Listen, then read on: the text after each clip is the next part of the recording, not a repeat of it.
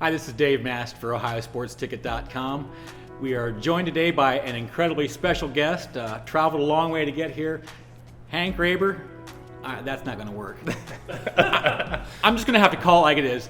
Junior Raber. Maybe you guys know him more from that name than anything else. Junior, hey, thanks for joining us today. Not a problem. I appreciate you asking me to do this. You know, for those of you who don't remember, and I'm sure you all do, Junior was part of that very special 1992 state championship basketball season, magical season, too legit to quit season. You know, it was one of those years that was just so special with Coach Reese, and you guys as a team were so close-knit. Talk a little bit about that season and just 25 years ago, this all came together. Yeah, it's hard to imagine here. I know when we talked last night, you kind of reminded me it's 25 years. I wasn't even aware of it.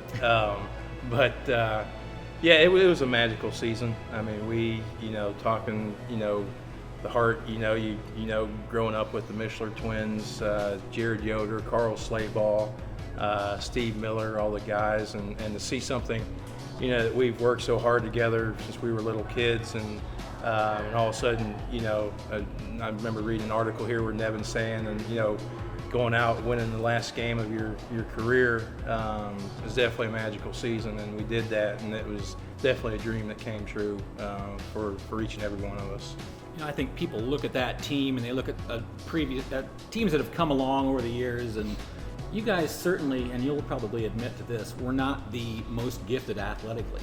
I mean, you really weren't that athletic of a team. What was the driving force behind this team? I think it's just the Coach Reese. I mean, the discipline that he instilled in us, and from day one when we've all met him, and from being younger to growing up, and him just staying on top of us, and just working together as a team, and it's as far as being gifted, I think we were all gifted mentally, but like you said, I think naturally, physical talent-wise, I think, what was I, 155 at 6'1", I think the tallest person. But yeah, I was definitely a twig. You see, put a little more weight on, but as we've gotten older. But no, I mean, then you have Carl Slayball, who's 5'10", guarding 6'5", 6'6" kids, yeah. And but that just goes to show our perseverance and that each and every one of us had, and we just worked well together as a team. I mean that's just boiled down. We all knew our roles, and egos were set aside, and just went out and honestly had fun. Athleticism is nice, but sometimes heart and smarts goes a long way in making a team, and you guys played together so well. I mean, I think you trusted each other so much on that team. I would have to agree with you on that, and like I said, I think a lot of it has to stem from a lot of us going to starting in elementary school, playing, all the way up to junior high, playing together, and just growing up together. I mean, we knew we could trust each other, and I think that just stuck throughout our years of playing throughout high school, and that senior year, just everything came together, and we had that magical season. And I think everybody will look back on that year and remember that state semifinal game more than the final itself. You guys were down 7 to Lima Central Catholic with just 35 seconds to go, and had that miraculous comeback. You make the free throws at the end. Do you think about that at all?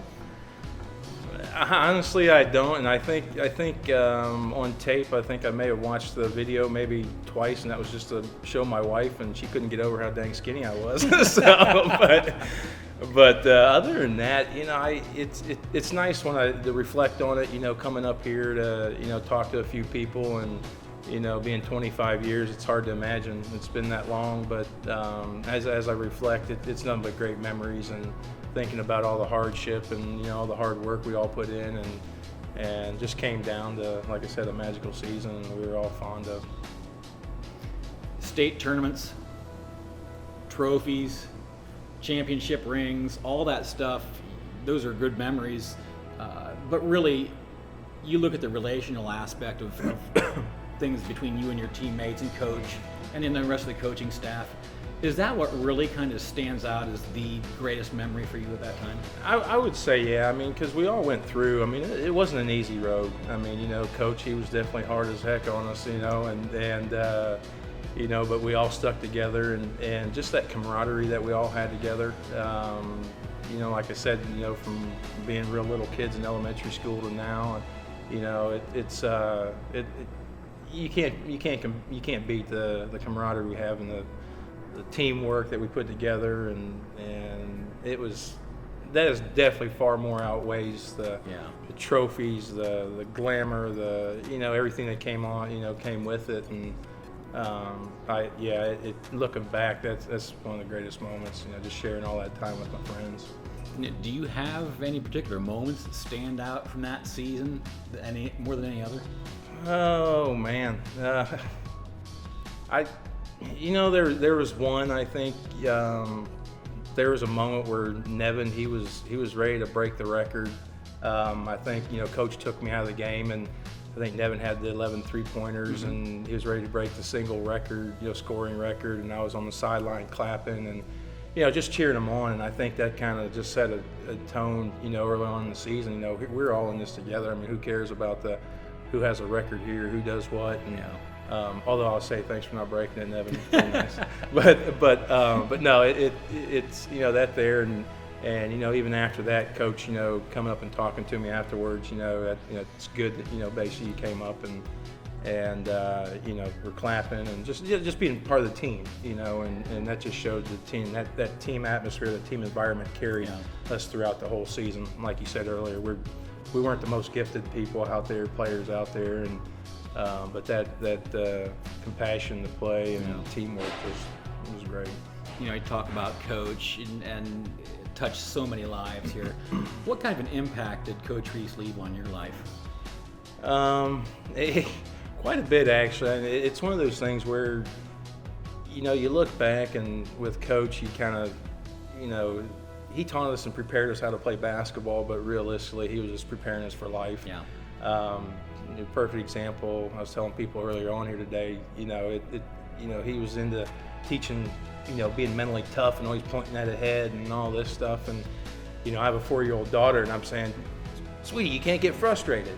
You gotta be mentally tough, and and all this. And my wife's looking at me like, what the heck are you talking about? And I just like, honey, I got it. Everything's under control. It worked before, not for me, but it was. So I mean, everything that he's done within the community and players, you just take it into real life situations, and you get through things by that. And he's taught us a lot. Yeah, I'd almost be remiss to not bring this point up, this topic up. That state semifinal game, obviously a big deal in the lives of Hiland Hawks fans. But really, I think one of the most memorable games for you personally has to have been the Lakeland District game, where you guys were down by 20 plus points in like 5 minutes. And you really kind of took that team on your shoulders and said, we're not going to lose this ball game. Yeah, that was, and that's why I think I've mentioned there's a couple games, that state game, but then you had the Orville and New Philly was a great game, but then that Lakeland game. I think Lakeland they brought the good and bad out of me. I don't know if people recall, because at their place I got sent to the locker room when I kicked a chair and all this stuff. But yeah, when we got to the tournament, that environment was unbelievable. I remember we were down, and Coach was he didn't get in anybody's face, yell at anybody. He just stayed positive. He just knew when to push the buttons and when not to. And we just all of a sudden started clicking. And I remember I converted on a 3-point play, and I remember little Mark Slayball, now head coach at Hiland, he was on the front row there, and he about jumped out on the court. And then, I was like, my goodness, he was more excited than I was, So, but yeah, that was definitely a great experience and comeback and all that. So, well, Junior, it's been 25 years, and quarter of a century has passed. So catch us up on your life now. No longer although you're still a cult hero here in East Holmes. What are you doing these days? I'm actually reside in Franklin, Tennessee area. I have a lovely wife, lovely daughter, Paisley Prescott, and then I have my second daughter on the way, March 8th. Congrats. Thank you. Little Reese Marie will be her name. And I currently work for EPAC Manufacturing. I've been there with the guys, Brian and Tony Mullet, based out of Worcester, Ohio. I cover the Southeast for the guys there in sales. I've been with them for about 9 years. All right. Well, Junior, thanks so much for taking time to stop in and chat with us and letting people kind of catch up on your life and your memories of the past, well, a quarter century ago. Yeah. So we appreciate you doing that. Absolutely, I appreciate it as well. Thank you. For OhioSportsTicket.com, I'm Dave Mast.